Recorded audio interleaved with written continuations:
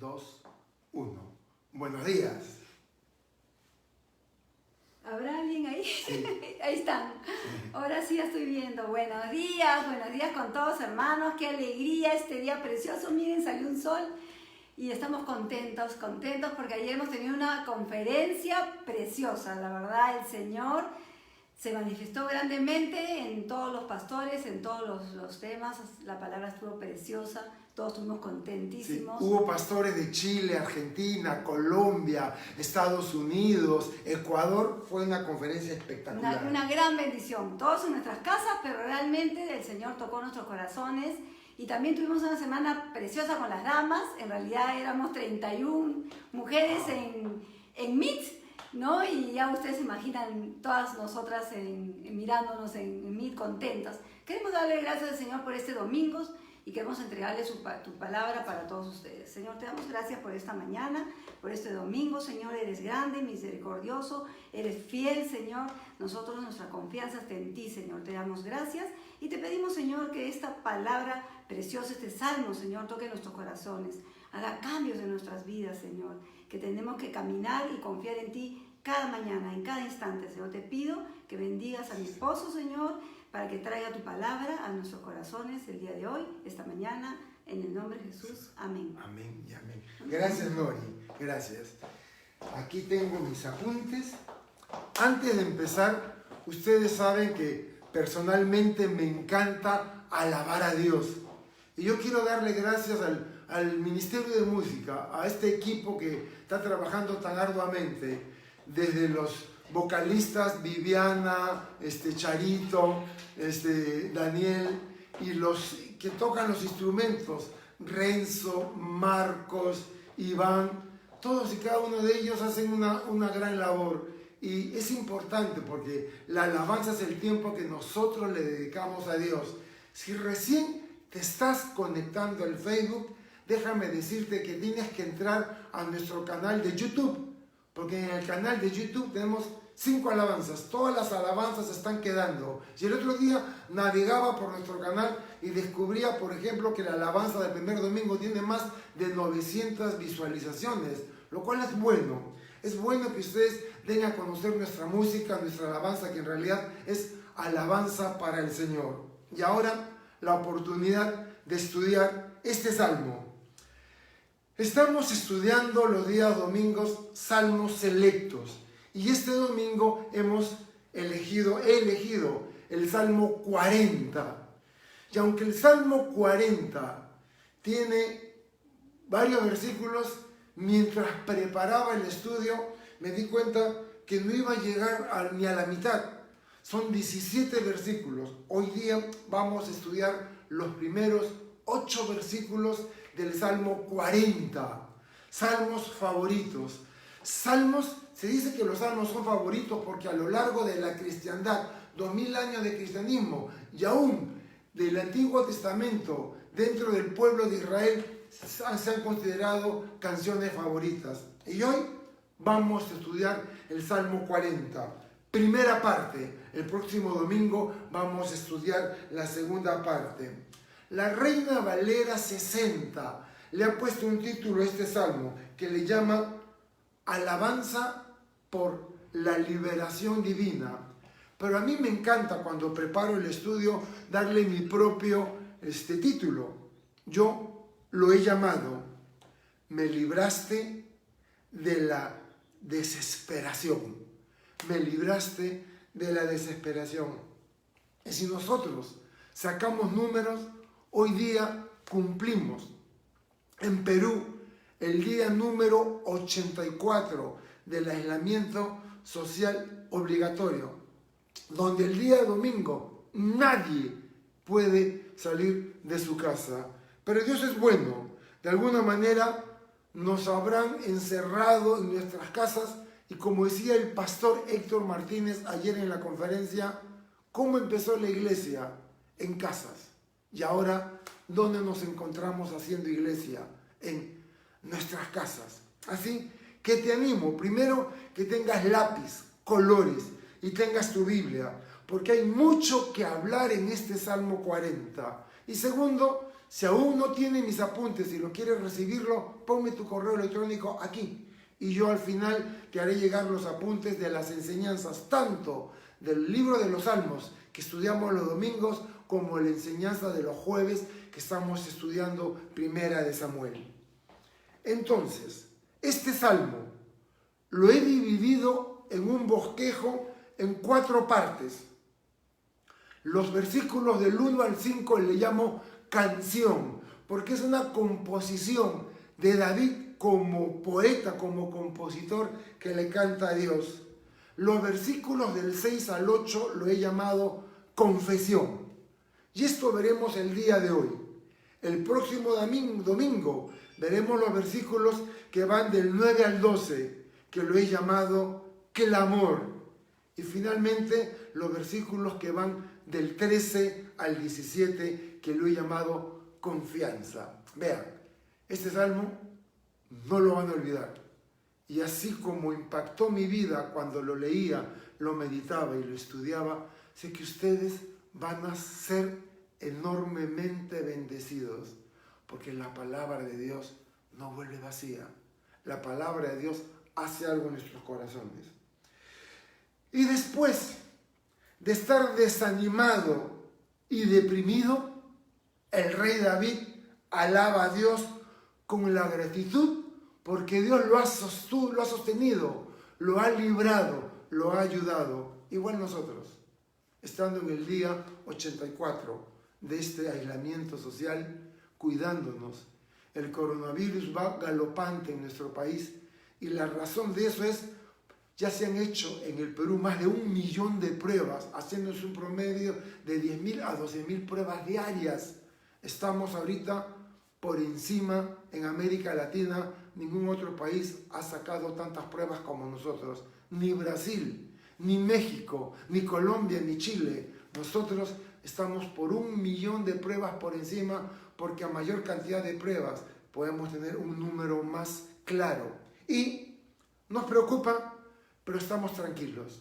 Estamos en nuestra casa y no vamos a dejar que las teorías de conspiración, el temor, el miedo, esas noticias que pasan, que esto, que el otro, que van a dominarnos, no.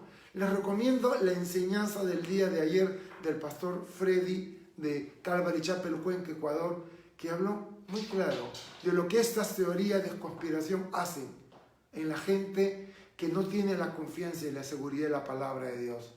Nosotros hemos decidido no escuchar esas teorías de conspiración y más bien hemos decidido venir a la Biblia y dejar que sea la Biblia, la palabra de Dios, la que nos hable, que sea la Biblia, la palabra de Dios, la que nos ministre.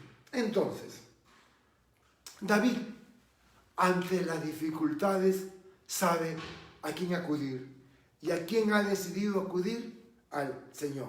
Así que vamos a la primera parte del bosquejo de este salmo, los versículos del 1 al 5. Nosotros tenemos el énfasis en nuestras iglesias de Calvary Chapel o Capilla Calvario de enseñar la Biblia de manera expositiva, libro por libro, capítulo por capítulo, versículo por versículo. Y esto es lo que vamos a hacer con el Salmo 40. Vamos a barrer uno por uno todos los versículos. Vamos a observarlos, vamos a interpretarlos y vamos a aplicarlo en nuestra vida para ver qué es lo que el Señor tiene para nosotros. Versículo 1. Estoy leyendo de la versión de la Biblia Reina Valera 1960, porque tiene el castellano más rico. A veces lo comparo con un texto de otra versión. Versículo 1. Pacientemente esperé a Jehová, a Yahvé, a Yahweh, al Señor. Se inclinó a mí, y me lo imagino a Dios así. Se inclinó a mí y oyó mi clamor. La Nueva Traducción Viviente lee el versículo 1 así: con paciencia esperé que el Señor me ayudara. Él se fijó en mí y oyó mi clamor. Hay tanta riqueza en el versículo 1 que lo primero que dice es pacientemente o con paciencia esperé. Y la importancia está en perseverar a pesar de la dificultad, a pesar de la escasez, a pesar del hambre, a pesar de los temores. ¿Qué tenemos que hacer? Esperar con paciencia. Y hay una palabra que ejemplifica esta esperar en el Señor con paciencia. Y la palabra es perseverar. Perseverancia. No te rindas. Sigue adelante. Dios no te va a fallar. Agárrate del Señor. Espera en Él. Lamentablemente vivimos en un mundo apurado. Todos estamos apurados. Este aislamiento nos ha puesto a todos en un alto. Pero vivimos en un mundo apurado y esperamos respuestas rápidas.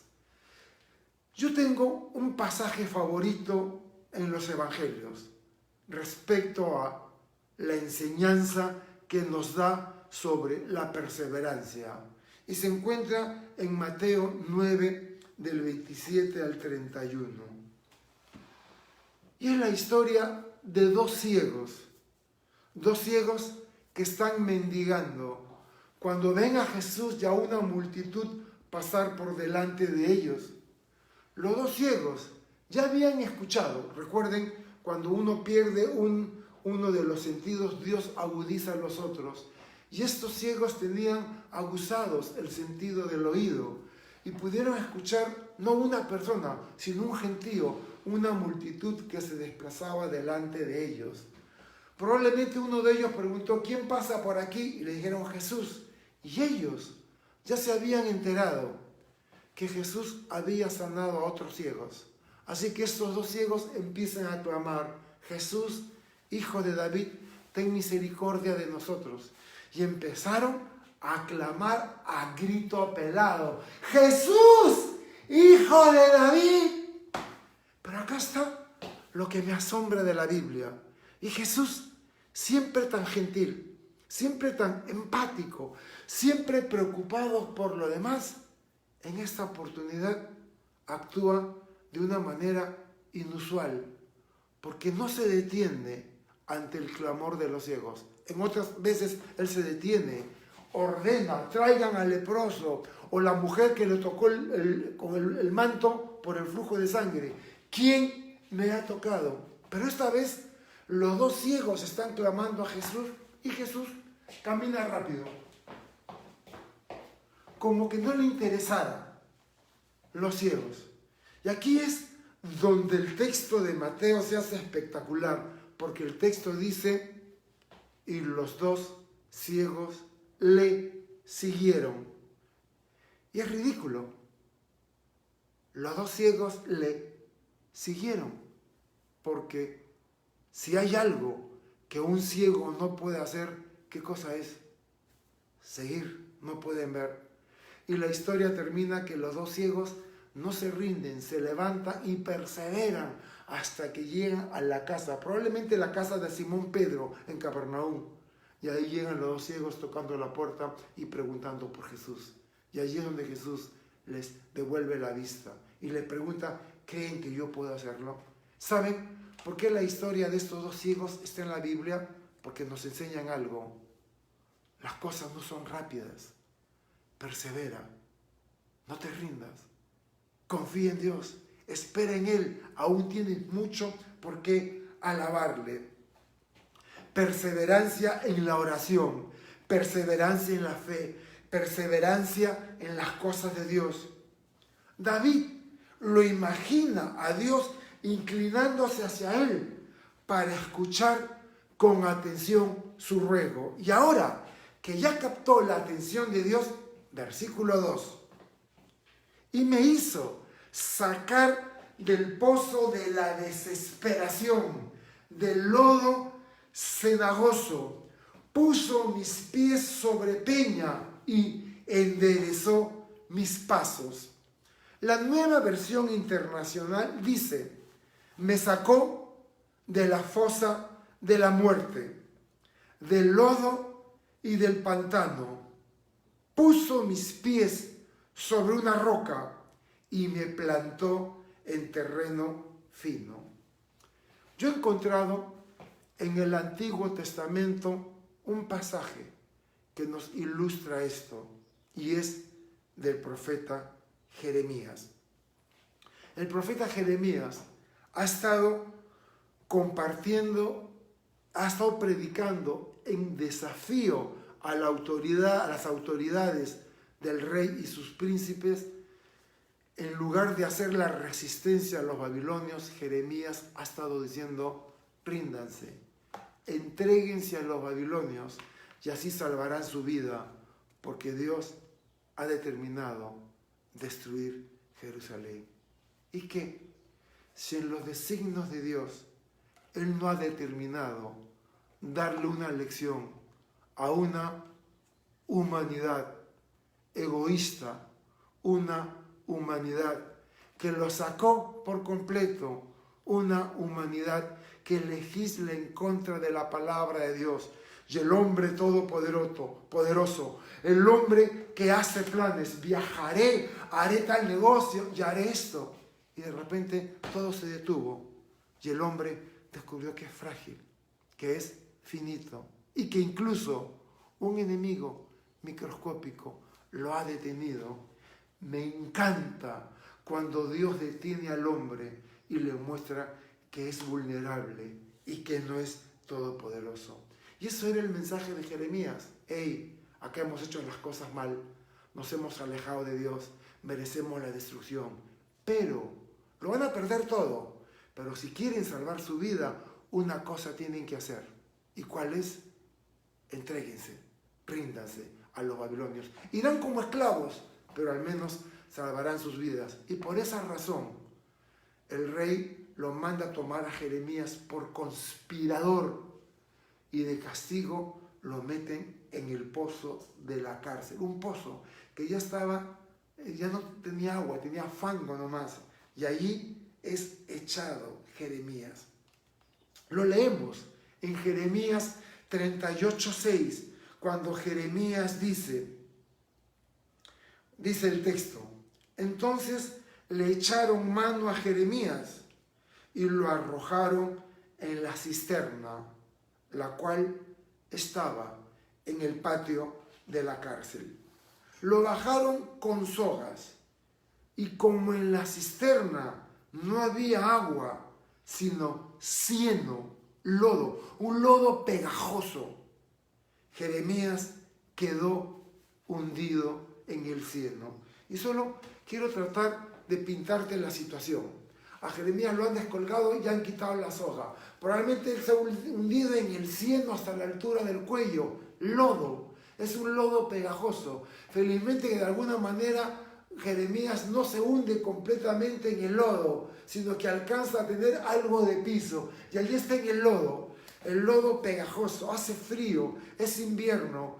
Y Jeremías mira al costado de la cisterna y no tiene cómo subir. Y de repente levanta la mirada y al fondo, en la oscuridad, ve que arriba, en el pozo, arriba de la cisterna, se puede ver la luz del día. Y Jeremías ya no puede hacer nada, morirá. Y allí, en una situación desesperada, que donde sea que ve, no encuentra la solución, y cada vez siente que las fuerzas flaquean y que se hunde y se hunde y se hunde, noten que solo hay un lugar donde puede ver o acudir Jeremías, y el lugar está arriba.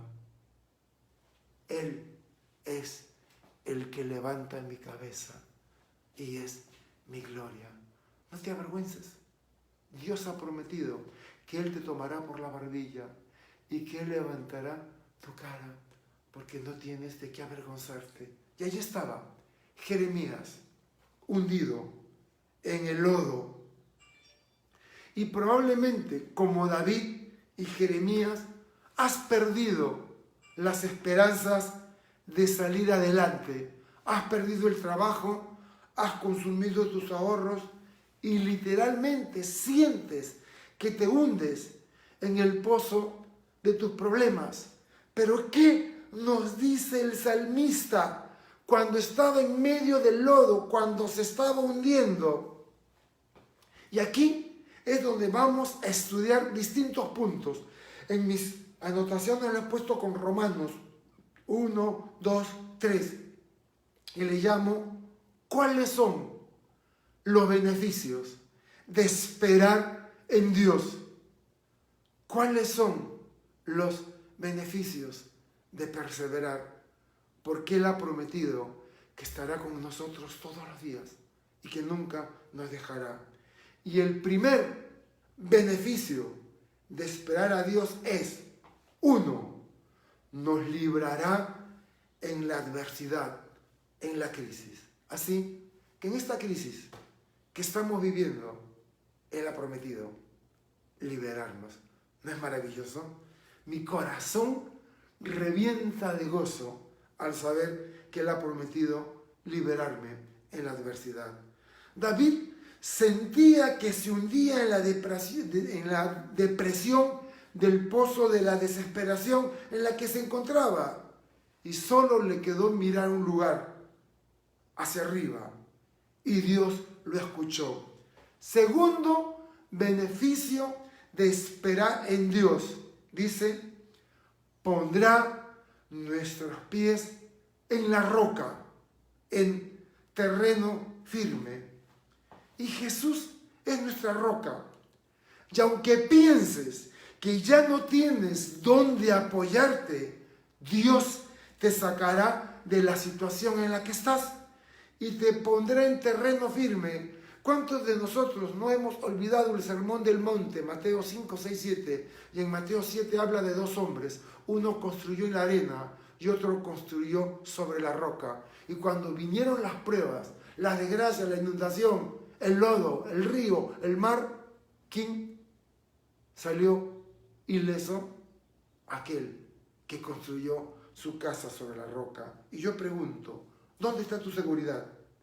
¿Y sobre quién has construido o quién es tu roca?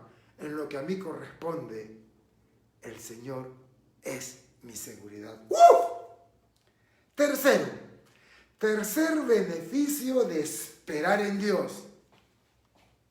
Dice la Reina Valera 60, enderezará nuestros pasos. Ya no iremos por el camino o la senda de la destrucción. Ya no iremos por el camino ancho que lleva a la perdición y sinuoso. Vean lo que el rey Salomón anotó en Proverbios 14:12. Y si no tienes tu Biblia, toma tu Biblia, agarra un resaltador y marca Proverbios 14:12. Tiene que estar resaltado para que cuando abras tu Biblia encuentres las cosas. Por ejemplo, les muestro brevemente, esta es mi Biblia que la tengo marcada y esto me ayuda cuando quiero buscar un texto. Ahí está, sale pronto a la luz el texto. Muy bien. Proverbios 14:12. Hay camino que al hombre le parece derecho, pero su fin es camino de muerte. Buenas acciones, buenas obras, mucha religiosidad, pero no es suficiente con hacer lo bueno, no es suficiente con hacer lo correcto. ¿Qué hay en tu corazón? ¿Cuál es la verdadera motivación? Hay personas que están convencidas que son buenas y no tienen la menor duda que si se mueren van al purgatorio, a la presencia de Dios. ¿Qué creerán? Pero déjame decirte algo. Cuando el apóstol Pablo escribe el libro a los Romanos, en el capítulo 3, hace una declaración sorprendente, pensando en todas aquellas personas religiosas que se creen buenas, que cumplen con lo que su religión o iglesia les demanda. Y Jesucristo, cuando se refiere a ellos, dice algo tremendo. Y Pablo en Romanos 3, a propósito, pinta a toda la humanidad como pecadora. Y dice, no hay ni una sola persona buena. Según Dios, no hay una sola persona justa. Cuando el escriba le preguntó a Jesús, maestro bueno, ¿qué le respondió Jesús? ¿Bueno? ¿Quién es bueno? Tú. ¿Eres bueno? Por favor. No hay nadie bueno. Bueno solo es Dios. Por eso el libro de Romanos dice, todos a una nos hemos corrompido y todos hemos pecado. Y la paga del pecado es la muerte. Así que si hasta antes de escuchar esta enseñanza estabas convencido que eras una persona buena, tengo malas noticias para ti. La Biblia, Dios dice que no hay nadie bueno. La Biblia enseña que todos somos pecadores y todos necesitamos la salvación que Dios nos ofrece. Tú decidirás si quieres ser bueno a tu manera o al final de esta enseñanza decides tomar la decisión que cambiará tu vida desde ahora y por toda la eternidad para siempre. Y me salí del tema. Jeremías 6:16, me encanta Jeremías. Párense en los caminos. Tienes un camino ancho y hay un camino estrecho. Miren y pregunten por las sendas antiguas, por las sendas correctas. ¿Cuál es el buen camino? Y anden por él y hallarán descanso para sus almas. Me sorprende que el descanso del alma únicamente llega cuando tienes la seguridad que estás transitando por el buen camino. Me pregunto, hay caminos que al hombre le parecen derecho, pero su fin es camino de muerte. Yo he decidido ir por el camino angosto, por la puerta estrecha que me lleva a la salvación, que es en Cristo Jesús, Señor nuestro. Y continuamos. Hasta ahora hemos visto 3 beneficios que tenemos los creyentes cuando esperamos en el Señor. Versículo 3. Puso luego en mi boca cántico nuevo, alabanza a nuestro Dios. Verán esto muchos y temerán y confiarán en Jehová, confiarán en Yahvé, confiarán en Yahweh, confiarán en el Señor. Y escucha, nosotros, las iglesias de Calvary Chapel, le damos una importancia vital a la alabanza, a la adoración, a la música. Y ojo, no es una música centrada en los que tocan o los que cantan, no. Más bien ellos desaparecen para que solamente trascienda el llevarnos a la presencia de Dios. Lo único que podemos entregarle a Dios con un corazón puro es nuestra alabanza. Y por eso es que el texto dice, puso luego en mi boca un cántico nuevo, alabanza a nuestro Dios. El Nuevo Testamento viviente, este versículo lo describe así. Me dio un canto nuevo para entonar, un himno de alabanza a nuestro Dios. Muchos verán lo que Él hizo y quedarán asombrados. ¡Wow! Y pondrán su confianza en el Señor. Así que el cuarto beneficio de esperar en Dios es que hace algo en nosotros dentro que nos lleva a agradecer y a devolverle todo lo que Él ha hecho por nosotros.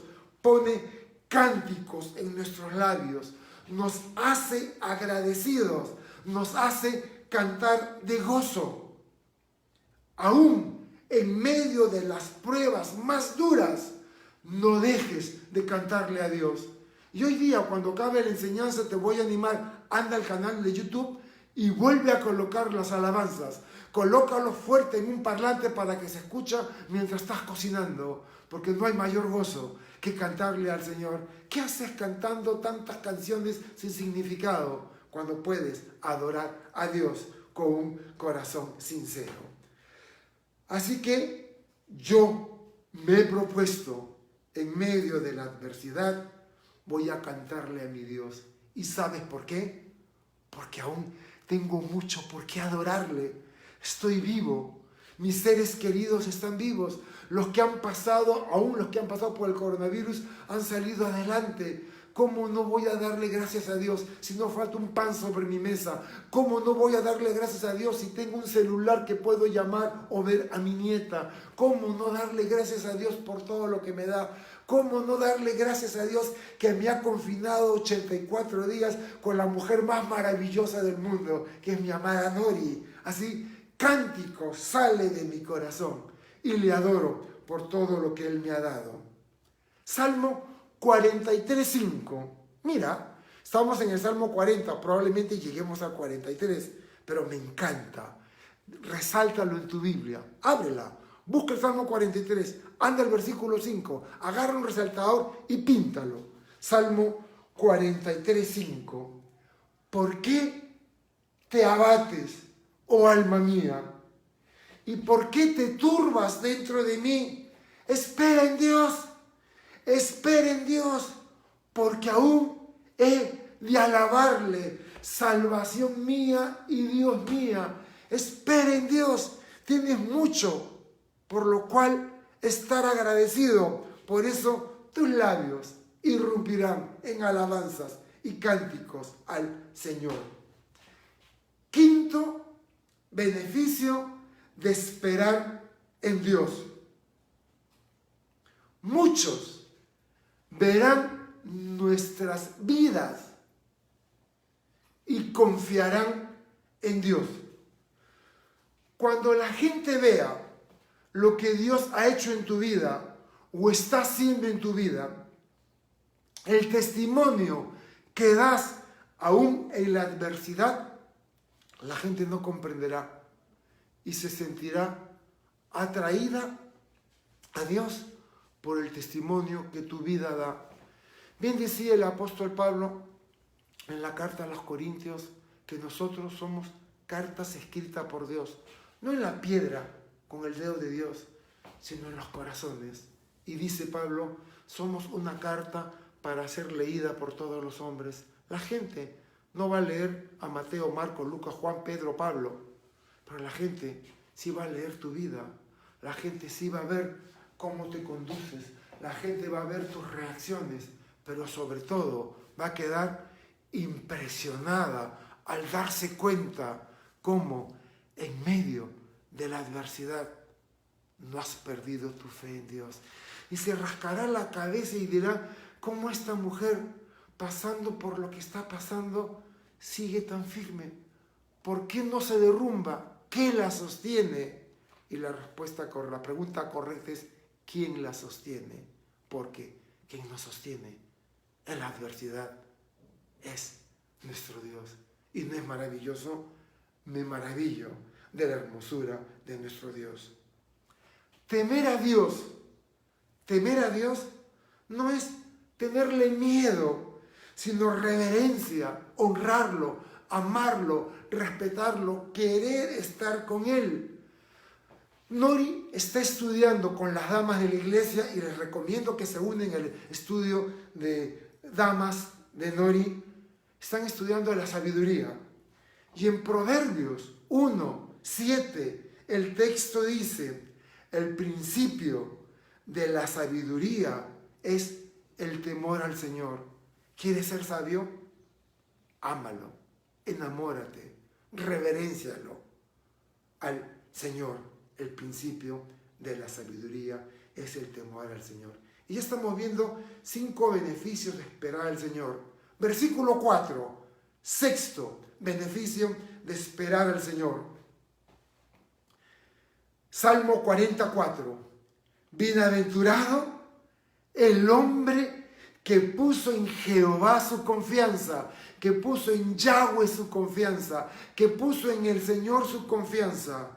Y no mira a los soberbios ni a los que se desvían tras la mentira o tras las teorías de conspiración. La Reina Valera contemporánea lee, dichoso el hombre que confía en el Señor y no en gente soberbia y mentirosa. Así que el sexto Sexto beneficio de esperar en Dios es que seremos llamados dichosos, alegres, felices, bienaventurados. Y la razón nos la da. No ponemos nuestros ojos en las personas, no ponemos nuestros ojos en las circunstancias, no ponemos nuestros ojos en las dificultades. No, nuestros ojos están puestos en Jesús. Hebreos, capítulo 12, versículo 2. Puestos los ojos en Jesús, el autor y consumador de la fe, quien, por el gozo que le esperaba, soportó la cruz, sin importarle la vergüenza que ésta representaba. Se lo vuelvo a leer. Puestos los ojos en Jesús, el autor y consumador de la fe, quien, por el gozo que le esperaba, soportó la cruz, sin importarle la vergüenza que ésta representaba. Jesús enfrentó la cruz con gozo, porque sabía lo que venía después. Tú y mi liberación. Bendito sea, Señor. ¿Cómo no alabarte? ¿Cómo no confiar en Dios, quien cuida de nosotros? Cosas ocurren, Dios lo permite, pero Dios nos sostiene, Dios nos ama. Mi versículo favorito del Antiguo Testamento es Isaías 41:10. No temas, porque yo estoy contigo. No desmayes, porque yo soy tu Dios, que te esfuerzo. Siempre te ayudaré y siempre te sostendré con la diestra de mi justicia. No temas, Dios te sostiene. El Señor es maravilloso. Dentro de los patriarcas o de los primeros padres de la iglesia cristiana está el testimonio de Policarpo. Algunos le llaman San Policarpo. Nosotros le llamamos Policarpo de Esmirna, porque todos somos llamados a ser santos. Somos la iglesia del Señor. Policarpo de Esmirna, siendo un anciano de 96 años, probablemente fue llevado delante del militar. Se llamaba Quartus no sé cuántos. Y él le dice: abuelito, viejito, 90 y tantos años. En esa época la gente moría a los 50 y 60. Policarpo ha alcanzado los 96 años. Había sido discípulo de Juan, el amado apóstol del Señor Jesús. Y cuando lo llama la autoridad militar romana y le dice: abuelito, no te quiero ejecutar, te propongo algo. Maldice a Jesús. Di que el emperador es tu rey y ándate a morir en tu cama. Me da pena matarte. Vamos. Y Policarpo deja para la historia un dicho que trasciende por el tiempo y llega hasta nosotros. Policarpo de Esmirna dijo: 86 años le he servido. Según los estudiosos, él se convirtió a los 10 años. Así que tenía 96. 86 años le he servido y ningún mal me ha hecho. ¿Cómo he de maldecir a mi rey, quien me salvó? 86 años le he servido y ningún daño me ha hecho. Me convertí a los 18 años. Tengo 60. 48 años le he servido y ningún mal me ha hecho. ¿Cómo voy a maldecirlo? ¿Cómo voy a negarlo? Si Él ha sido mi todo, Él ha sido mi sostén, Él ha sido la razón de mi vida. ¿Cómo voy a dejarlo? Séptimo beneficio de esperar en Dios. Séptimo beneficio. No seguimos a los soberbios ni a los mentirosos. Nuestros ejemplos son hombres temerosos de Dios: Abraham, Isaac, Jacob, Judá, José, Elías, Samuel, los profetas, los hombres de Dios: Isaías, Jeremías, Ezequiel, Daniel, Osea, Joel, Amós, Abdías, Jonás, Miqueas, Nahum, Habacuc, Sofonías, Mateo, Marcos, Lucas, Juan, Pedro, Pablo, Felipe, la mujer samaritana, etcétera, etcétera, etcétera. Ellos son nuestros ejemplos. Y a lo largo de la historia, Policarpo de Esmirna y los grandes hombres y mujeres de Dios, que a pesar de todo estuvieron en primera fila, siendo tiernos en su compasión hacia los necesitados. Me llamó la atención cuando estuve haciendo este estudio, acá en hebreo la palabra que se usa al final del versículo 4, ni a los que se desvían tras la mentira, que la palabra hebrea usada para los que se desvían tras las mentiras es la misma palabra que se traduce como idólatras, que rinden cultos a las imágenes. Y yo estoy sorprendido de ver cómo el paganismo se metió dentro de la iglesia cristiana. Y el tiempo ha pasado volando, yo quería llegar al versículo 8, pero no voy a correr, voy a dejar que la palabra de Dios nos ministre y su Espíritu Santo como una espada corte lo más profundo de nuestro ser. Pero quiero hablarles de historia, quiero hablarles de un concilio. Se conoce como el concilio de Hieria, H-I-E-R-I-A, el concilio de Hieria, que ocurrió en el año 754 después de Cristo. Entra a tu buscador y busca para que te enteres qué ocurrió allí. Y este concilio que unió a la mayoría de los líderes de la iglesia oriental que estaban en Grecia, Turquía y lo que hoy día es el Medio Oriente. Poca gente estuvo de la iglesia occidental, Roma y Europa. León III, que era la autoridad de la iglesia, estaba en contra de las imágenes. Y él convoca este concilio que condena la iconodulia, que es la adoración a las imágenes. Estamos en el año 700. Todo el Antiguo Testamento, toda la tradición y la riqueza que heredamos de los judíos nos dice que Dios aborrece las imágenes. Y en algún momento las imágenes se metieron. Y el paganismo, cuando Constantino se convierte en el año 313 al cristianismo y Roma deja de perseguir a los cristianos y la iglesia cristiana se convierte en la religión imperial con el emperador Constantino, mucha gente se convirtió superficialmente. Eran paganos y introdujeron a la iglesia el paganismo, el culto y la adoración a las imágenes. Si tú te consideras una persona culta, yo te animo a que estudies lo que el Antiguo Testamento dice respecto a las imágenes y te vas a sorprender la opinión de Dios.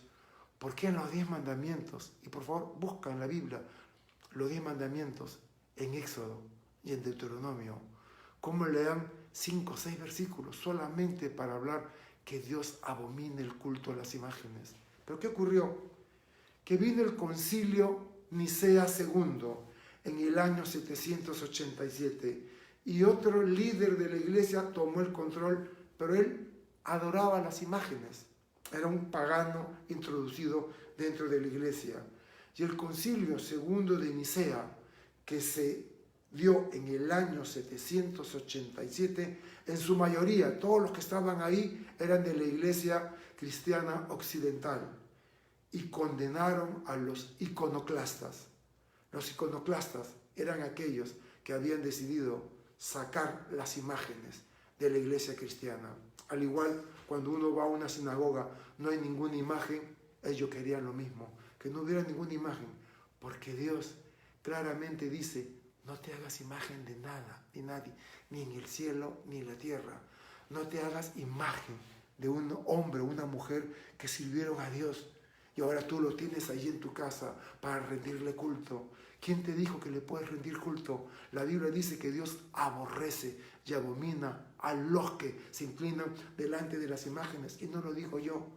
Por eso es que la iglesia cristiana hemos decidido no rendirle culto a las imágenes. Pero ¿qué ocurrió en el Concilio de Nicea? ¿Cuál fue el argumento que finalmente ganó? En esa época, estamos hablando del siglo VIII, el año 787, más del 85% de la población era analfabeta. Es decir, solamente un 15% sabía leer y escribir. Y la mayoría del pueblo no tenía acceso a las escrituras porque eran analfabetos. Así que el Concilio de Nicea II dictaminó que un cuadro de Moisés de Noé en el arca, un cuadro de Moisés con los 10 mandamientos, una imagen de David con una onda, se constituía para el pueblo en Biblias abiertas, porque las imágenes le harían recordar pasajes de las Escrituras. Pero eso dijo el concilio, pero con el paso de los años eso dejó de tener importancia. Y hoy día, abiertamente, al igual que todas las culturas paganas, muchas personas que se hacen llamar cristianos prenden velas a las imágenes, a las estampas. Y Dios es muy claro. Mi intención no es ofenderte, mi intención es romperte el globo de creencia que has tenido y que vayas a las Escrituras y no le creas a lo que los hombres dicen, sino a lo que Dios nos dice en su palabra. ¿Qué es lo que Dios nos dice en su palabra? Es una tragedia ver el auge de las imágenes, las que Dios aborrece. Y vamos a llegar hoy día hasta el versículo 5. Voy a dejar el versículo 6 para la próxima semana. El versículo 5, Salmo 40. Has aumentado, oh Jehová, Dios mío, tus maravillas y tus pensamientos para con nosotros no es posible contarlos antes de ti. Si yo anunciare y hablare de ellos, no pueden ser enumerados. La Biblia de las Américas lee el versículo 5 así. Muchas son, Señor, Dios mío, las maravillas que has hecho, y muchos tus designios para con nosotros. Nadie hay que se compare contigo. Si lo anunciara y hablara de ellos, no podrían ser enumerados. Y el octavo beneficio de esperar en Dios son las maravillas, designios y pensamientos que ha tenido y tiene para con nosotros, que son incontables. Dios piensa en nuestro bienestar y en lo que nos traerá bendición. Aunque no lo entiendas, la dificultad, la adversidad y el dolor forman parte del plan de Dios para sacar lo mejor que hay en nosotros. Job, voy a leer 2 versículos de Job. Job 5:9 y Job 26:14. El día de ayer, el pastor Sergio Perelli, en la conferencia virtual que tuvimos, pueden verlo en la página de Facebook de Calvary Chapel Cuenca, en Ecuador, la sesión del pastor Sergio Perelli. Él dio un estudio ilustrativo de los sufrimientos de Job. Realmente te lo recomiendo. Y Job 26:14. El texto dice así: Dios hace cosas grandes e incomprensibles. Imposible contar las maravillas que realiza. Y esto es solo una muestra de su inmenso poder. Lo que de él sabemos es apenas un susurro. La fuerza de su poder, ¿quién puede comprenderla? ¡Wow! ¡Qué hermosura! Comprender los pensamientos que Dios tenía para él dejaba anonadado al rey David.